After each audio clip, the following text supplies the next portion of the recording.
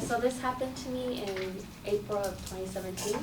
So this happened to me on Tuesday, but I'm going to talk about the Sunday prior to that. So I had been telling my dad for weeks that I'm ready to buy a car, I have the money, I have the down payment, all of that, and he just kept telling me, okay, I'll take you tomorrow, I'll take you this day. Never happened. So at that point, I just had to wait until he was ready because I obviously needed advice on how to purchase my first car. So it was a Sunday afternoon, it was around 3, and he came to my room and let me know that that day was the only day that he could take me.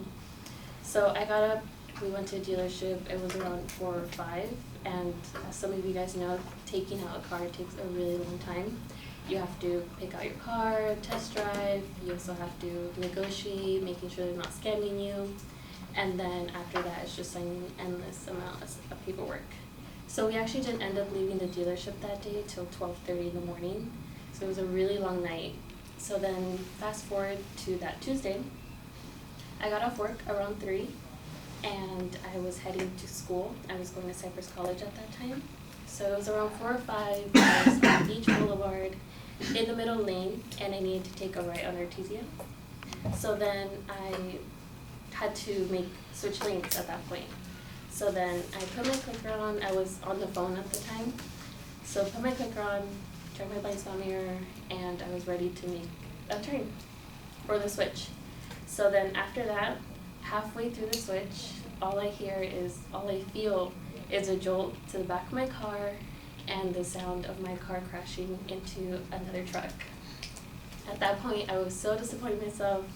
I had already been driving for 2 years, so to make such a rookie mistake and not being able to properly switch lanes, it was so disappointing to me. So after that, I had to collect my thoughts, and the next thing I did was turn into the next parking structure because my car wasn't to the point where I couldn't move it. So there was already a lot of traffic at that time, so I just decided to go to the parking structure. Parked my car, checked the damage to the back. Half of my bumper is detached from my car, and obviously the paint is completely scratched off. So at that point, I was just worried that my insurance premium was going to go up so high because it was obviously my fault because I went into his lane. So the truck stayed on the street, and I was just, I thought he just wanted me to go to the car. I thought he just wanted to stay there.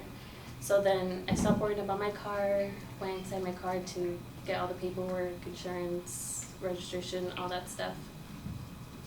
So then after that, I started to head over to the car, and that's when I realized that he wasn't waiting for me to go to him. He was actually just waiting for the light to turn green, because as soon as it turned green, he just takes off. So I was really confused because it was my fault, so I had no idea why he didn't want me to give him my information. So after that, I was really worried. I didn't want him to say it was like a hit and run or anything like that, and I had never been in trouble with the law, and I didn't want to go to jail for that.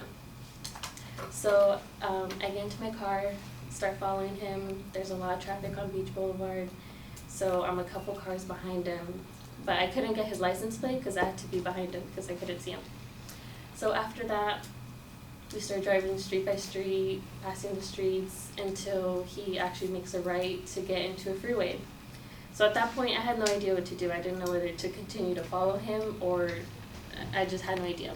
I called my parents, let them know the situation, got into a lot of trouble for it, but then at the end, they just let me know that there's no point in me following him just because they didn't want me to continue to drive fast and then get into another accident.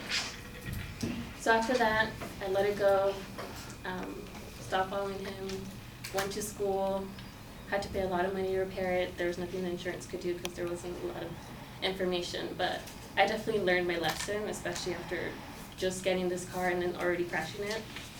So I made sure not to be on the phone while I'm driving, and then also to make sure to triple check before I actually switch lanes.